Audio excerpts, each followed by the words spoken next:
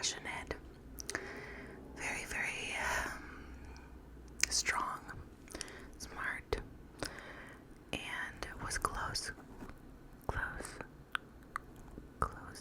with her family, which is something that not a lot of people can say. But she was so smart that she actually graduated 2 years early from high school. Not 1, but 2 years early. What she did, what I learned, is that after sophomore year, she decided to take her junior classes and senior classes online and at the same time. So this was a very smart girl. She was very much a people pleaser as well, and that's what truly made me think that we're a lot alike. Someone who just wanted to help others and, please other people. When she was a kid, she had this friend named Amber, and sadly Amber had to move away. But later on, they still stayed friends through all these years. And later on, Katelin actually moved over to be with her in Arizona. This friendship turned into more of a relationship. So she wanted to be with Amber Rios, her wife, or soon-to-be wife, So Amber moved to Arizona when she was like 11, and that was a really big bump in the road, but she ended up meeting back with her. They fall in love. A friendship turns into, more. Then, here's the thing. She was continually texting her mom, and she would text her sister all the time too. And they'd talk about, what they were doing that day, how they were feeling, just completely in contact with each other all the time, those three. I'm sure they had a long thread of a group text, So she was very, very close with her family, and she was known to talk with each other, talk to them about 3 times a day or more. Katelin was particularly close with Gabby, her sister, also, and that's kind of where this case starts. She goes to visit her sister. So shortly after she moved away to Arizona, her sister got pregnant, and this was a very, very, very exciting time for them. They had always talked about, wanting to be siblings with kids, the whole, if you had kids, I would be the aunt, oh my god, I want a niece, I want a nephew, that kind of thing. So now that time was here, and she had a new little nephew on the way. And of course, she was so happy to be the new auntie. Gabby and her, like I was saying, were always very, very close, and they got along really, really well. So adding this adorable little baby to the family was just this other extension of love, She wanted Katelin back to Katelin. Her career of choice at first was to be a Head Start teacher at a Head Start program, usually used for lower income children, which she had actually been a part of, and she had gone to a Head Start preschool, so she wanted to kind of do the same thing for children.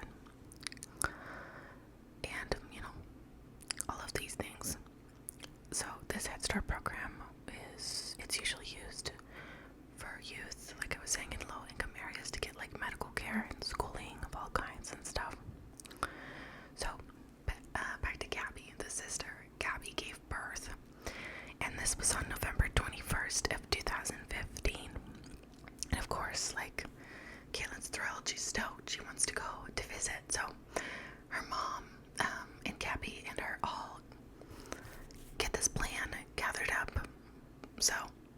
Lisa books a flight for Katelin to come and visit.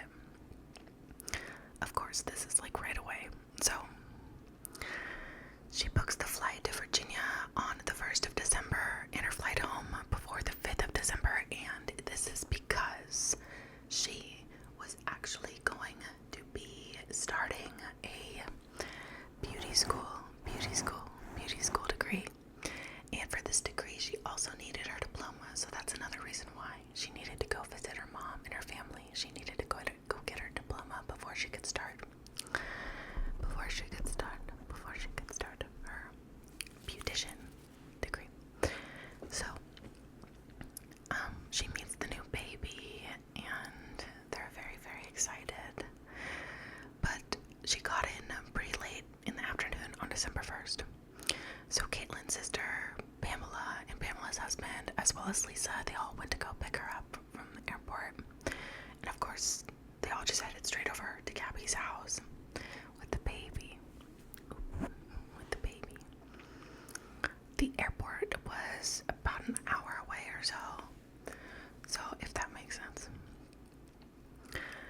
And one thing I did want to say is, like, she loved hair and makeup, and she loved, like, dyeing her own hair and changing it up. So I noticed that because of a lot of the pictures that I saw of her, she was very, how do we put this, very different looking in a lot of the pictures. Sometimes she'd look like an average teenager with brown hair, and then sometimes she'd look like she just really liked to experiment with her hair. It was like purple, blue. I saw all kinds of crazy colors. I don't have the balls to do that, but good on you. So when she was staying in Virginia, she figured she might as well visit some of her friends that were there also. So she went and visited some friends, and she visited her friend Kevin specifically, and his boyfriend on December 4th. He was like her closest friend, other than, of course, her future wife now, her wife. And it'd been like a year or so since she'd seen any of her high school friends or anybody from that area. She had moved to Arizona and hadn't been back, so this was the first time she was seeing people from home again. So now to December 5th, this is the day she was supposed to fly home. Her flight was supposed to leave a little later than like 5:45, somewhere around there, I believe. And Katelin's mom couldn't get off of work in time to bring her to the airport. So she's just kind of thinking in her head, who can bring her to the airport? Who can bring her?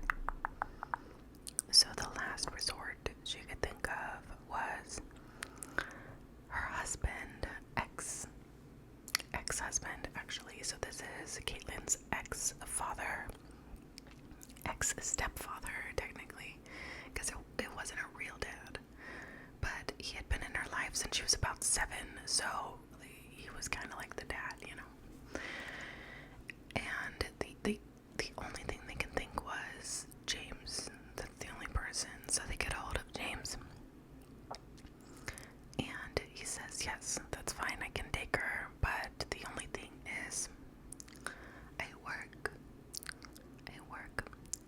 work at 3 p.m. So I'm going to have to drop her off a little bit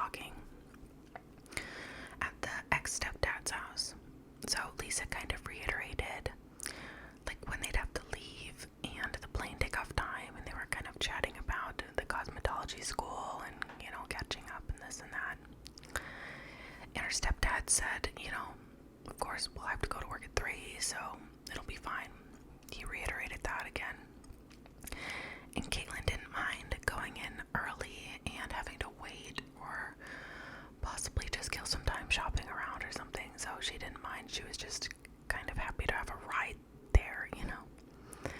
So it gets a little sketchy at this point.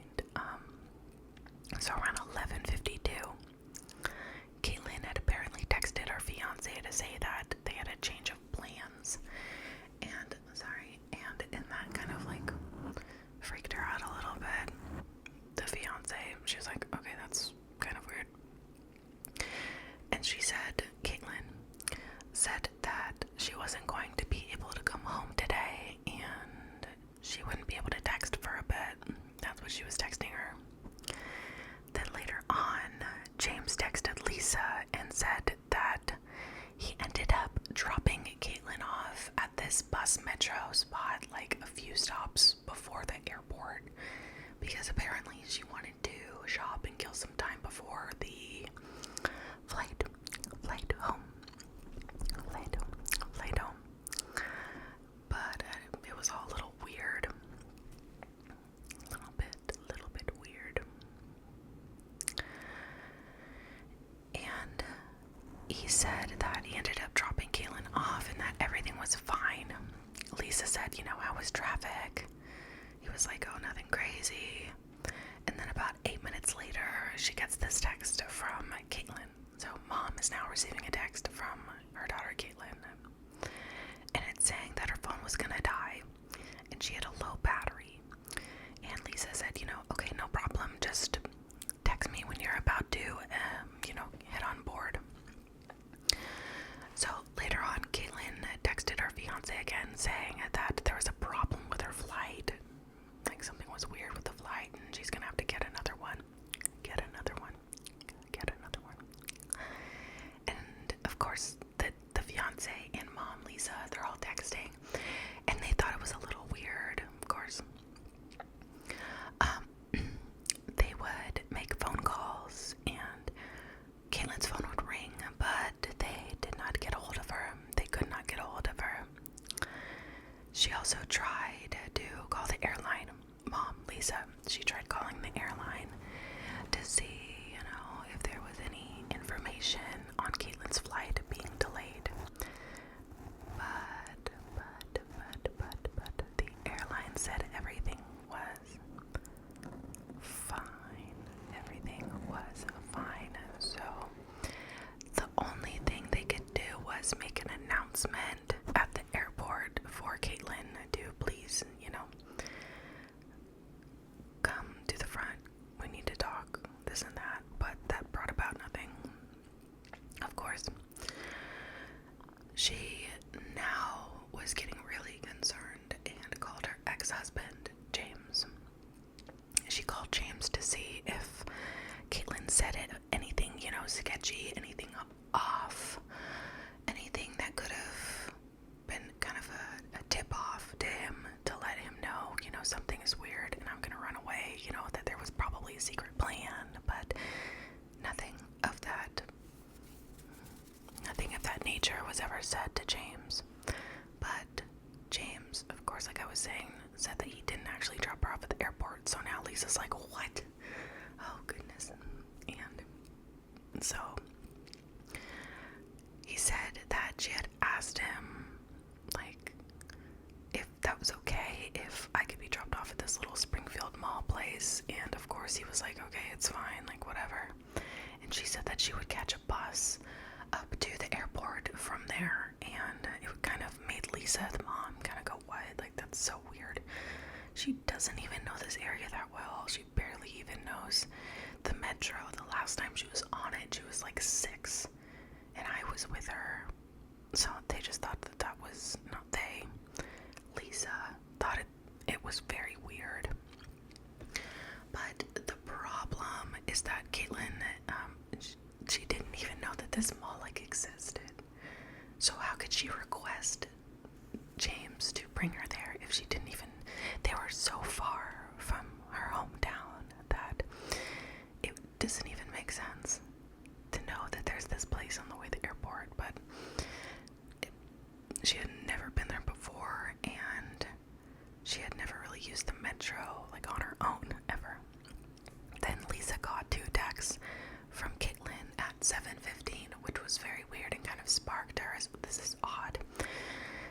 because Katelin was one of those people who never sent like double text or triple text. Everything was in one text. Her mom said she would wait for you to respond and then she would send another text. She said it was like a pet peeve of hers when people would send, you know, 2 text messages at the same time, pretty much. So the first text message says that she's staying with a friend, and then the second text says that she needs some time alone. Very blunt, just, I need time alone, I'm staying with a friend. It was so confusing. And Lisa, the mom, she instantly like freaked out and said, please call me, I'm worried about you. You know, my mom would do the same thing. But this is when she was very worried because Lisa said, you know, she never double texted. She was always sending everything in one text. So she was really starting to freak out. Now when it comes to Amber, Caitlin's fiance, she was really starting to get concerned because she received this Facebook Messenger message from Katelin going over the fact that she said, I cheated on you. And Amber thought it was so weird. It was like very odd. And, you know, they never thought they had a nice home life. It wasn't normal to get a text or a Facebook Messenger message saying, I cheated on you from Katelin when she had a cell phone. It was just very odd. And Amber thought it was very weird. But she was very excited to get back to Amber and to finish planning for the wedding. So this was like a weird 180. I cheated on you now. When she left, it was like, I'm so excited to come home. I'm excited to meet my nephew, but I'm also excited to come back and plan our wedding and get our life started. That's kind of the vibe she was giving Amber. So it was like this huge 180. Lisa then tried to call her again. The family tried, everyone tried calling and tried to get hold of Katelin. And they called the cops after that because she was not responding. And they said, you know, relax, like they always do. Relax. She's just a teenager. She'll come home when she wants to. Simmer down. Don't worry about her. And mom is going, no. My mama bear instincts are tingling. Something's wrong. Something's very wrong. The cop said, you know, give her space. So silly. Sorry, I'm really thirsty. I'm gonna take a drink really quick.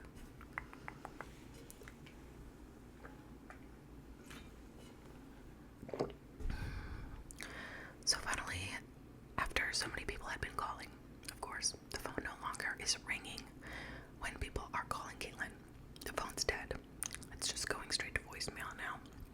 And so it seems like the phone had died. But by December 7th, it was really, really apparent that something was wrong because no one had heard from her. And this was supposed to be the day that she was supposed to start her schooling. So Lisa just filed a missing persons report. And while filing this report at the sheriff's office, a police officer came up and said that they found her suitcase, like in this drainage ditch in the 66 block near Fredericksburg, about like 40 or so miles away from Springfield Metro Station and about 30 miles from James's house. So it's very weird. There were scuff marks all about it, kind of as if someone had chucked it out the window. There was like a wheel missing. It was very obvious that someone had thrown it. Odd thing to me is people say it was probably James that did this and that he like threw, but how do you drive that fast and throw a suitcase out of the window on the other side, you know? So I'm not sure. But this was someone that was throwing it out of the window while they were driving at a high speed. That's what the cop said.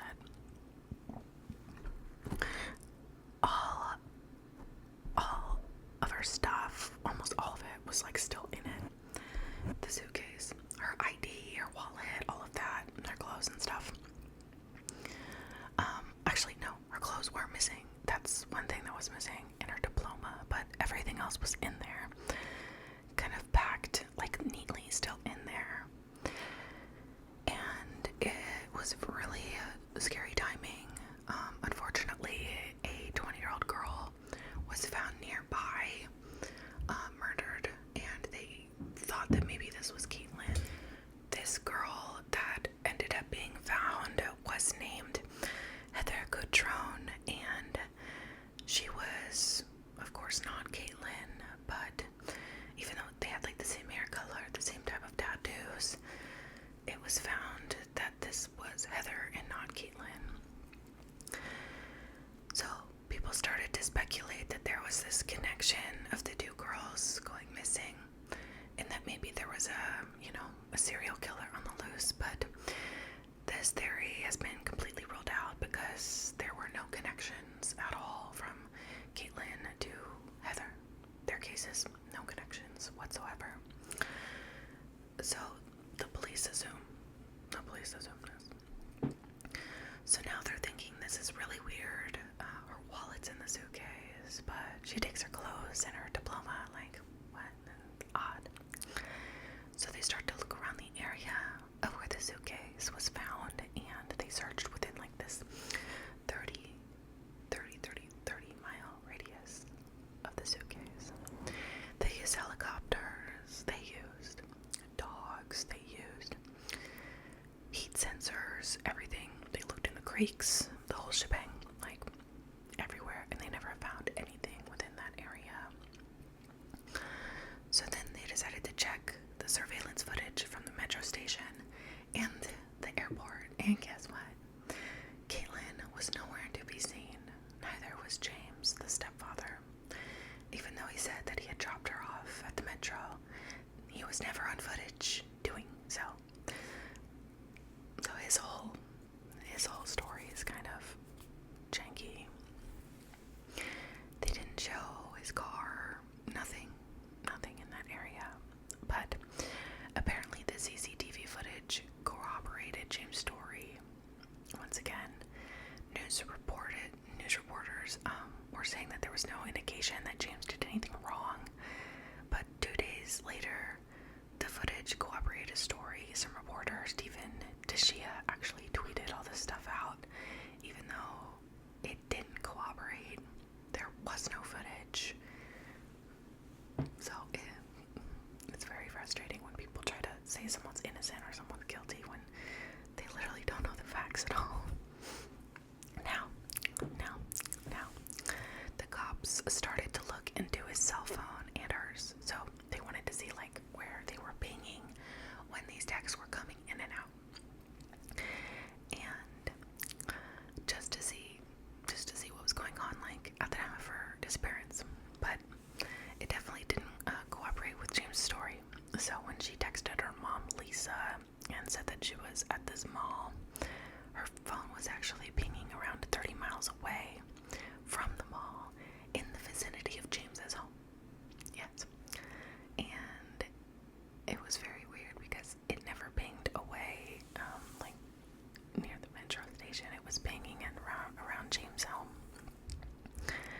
When James had allegedly reported he was dropping off the airport, his phone was pinging at his home as well. So he's completely lying about what happened. So when Lisa received her final text, her phone was pinging, Katelin's phone. It was pinging over near where like the luggage was being dumped. So this is like 15 miles away.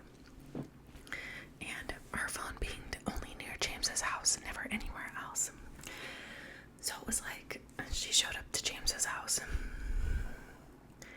and then never left. I just paused because my brain is going into the worst possible direction of what he could have done to his stepdaughter.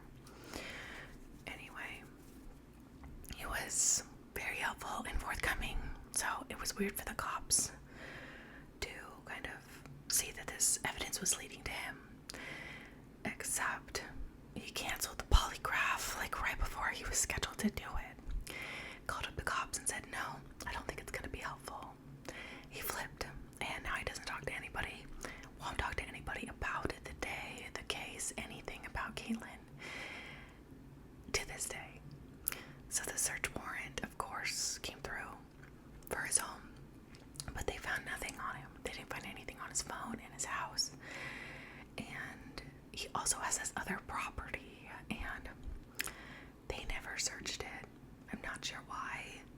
Don't understand why, but he has a whole nother property. Anything could have been moved to that area that could have been linking him to the death of Katelin Akens. But they also decided to talk to his boss. And guess what? The day he was supposed to go in to work, and the whole reason he was supposed to drop her off early, he didn't go to work. He never did. He called his boss and said, I'm not coming in. I don't know if he called in sick. I don't know if he just said, I'm not showing up. I'm not sure. But he never came to work, and he never went back to that place of work. That's what I've read. And another interview was done, and I wanted to go into this a little bit, but another interview was done with some of Katelin's friends, and it ended up being found on her phone, some text messages to one of her friends about how she was kind of forced in a way into a threesome with her friend and her friend's boyfriend, actually husband, I think. And it was kind of like they were laying there, and the girl started kissing her, and then the guy started kissing her, and she said in the text, like, they did everything to me, and like the next morning she felt awful. So I don't know if the text to Amber, her fiance, was really her. I don't know if the Facebook message was actually her saying, I cheated on you. I really don't know. I'm not sure what happened to her. There are a lot of theories. My gut is saying stepdad. That's just me. I don't know. It's just too much points to him. And I think that he really does have something to do with it. This case really is frustrating as all hell. And I pray that she does come home safe. The evidence is pointing to something as very, very bad in this situation, and that she may not ever come home, but you can still pray and hope. There's never been a body found, so you can't say that she is gone for good. You can't. So let me know what story, case you'd like me to cover in the next one, and I'll go ahead and try to get that done as soon as possible.